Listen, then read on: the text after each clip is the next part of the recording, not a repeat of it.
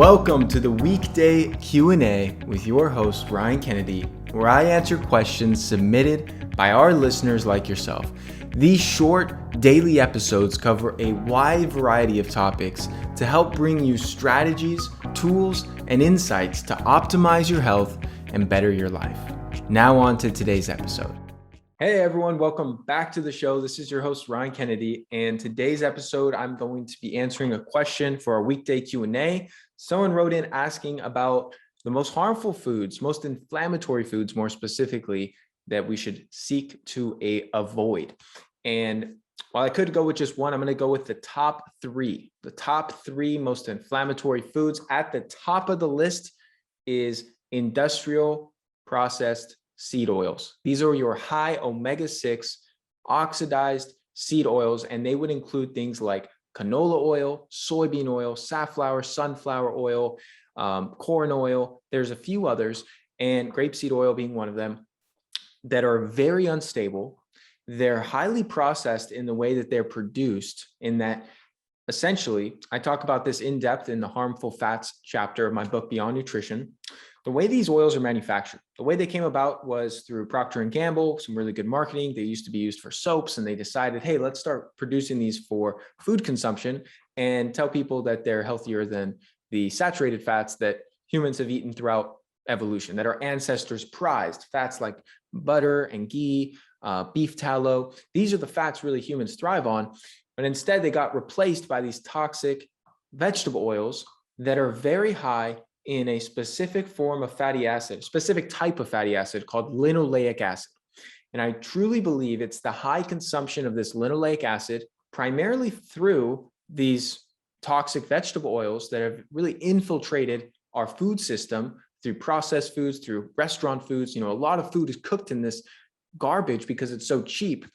I think this is at the root cause of so much dis-ease in our society, and really, really inflammatory to the body. Extraordinarily inflammatory. So just to back up a second, the top three foods that I think should be avoided, that I don't think have much nutritional benefit, and I think do a lot of harm and create a lot of inflammation in the body, would be these processed seed oils. Number two would be processed grains. And number three would be refined sugar. Now, to break each one of those down, I've gone into the seed oils. You want to make sure you avoid those at all costs. If you're at a restaurant, you're eating out, just ask to have your food cooked in butter. Almost every restaurant you go to is going to have butter back in the kitchen, and that's going to be an easy replacement and a huge step in the right direction. And then, of course, avoiding packaged processed foods that contain these oils, and never buying them and using them in your own cooking. You should only be cooking with high quality saturated fats, with grass-fed ghee being my favorite, butter being a good option, coconut oil being a good option, beef tallow being another good option.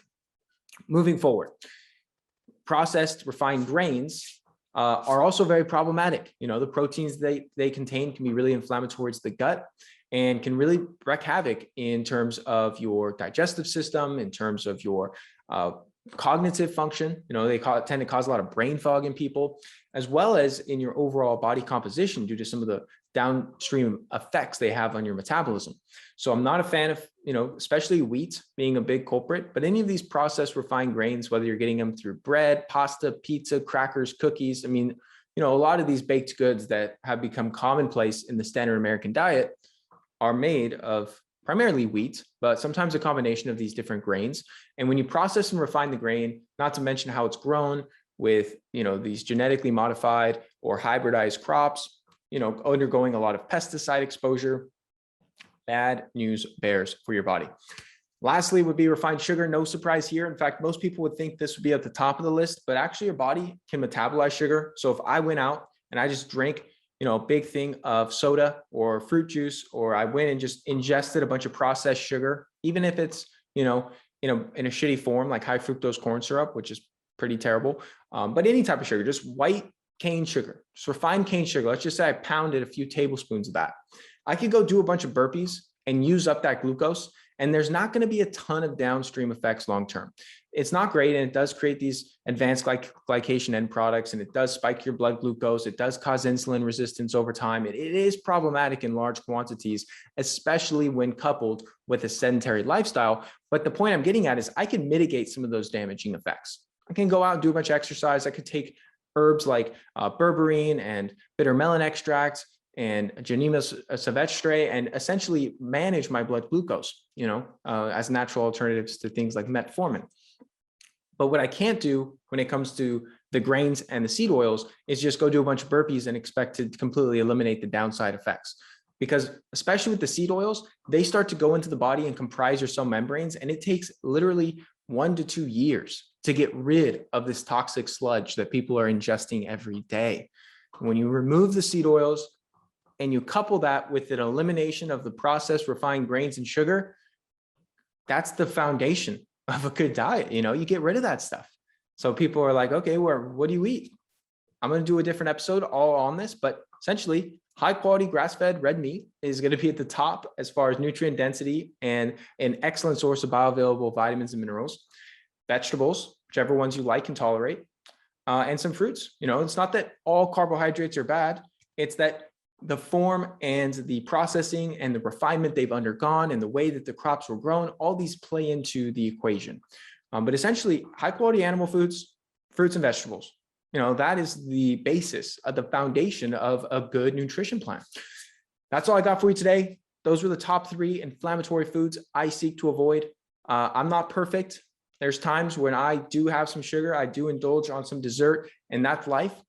But I am very adamant and very really consistent with avoiding the industrial seed oils, just because I know how much harm they do. So I do not eat fried foods at restaurants. I do not eat most restaurant food for that matter, if it's been cooked in any of this stuff.